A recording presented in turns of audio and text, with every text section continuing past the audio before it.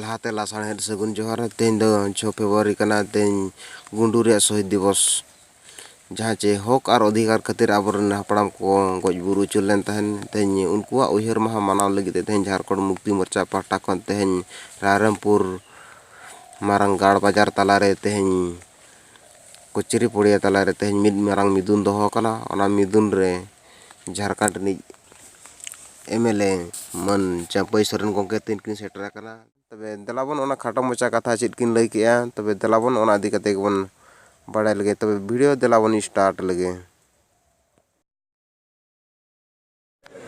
6 फरवरी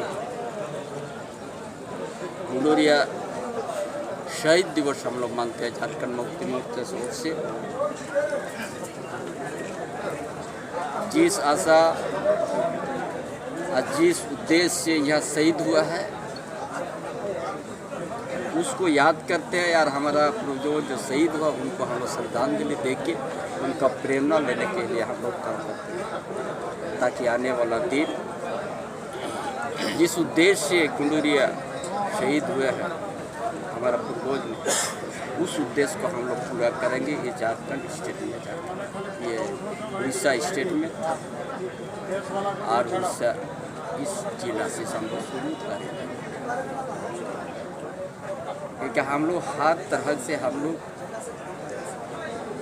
अभी वर्तमान जो स्थिति है राजनीतिक स्थिति देश का ये कोई शांति नहीं है, कोई स्टेट शांति नहीं है।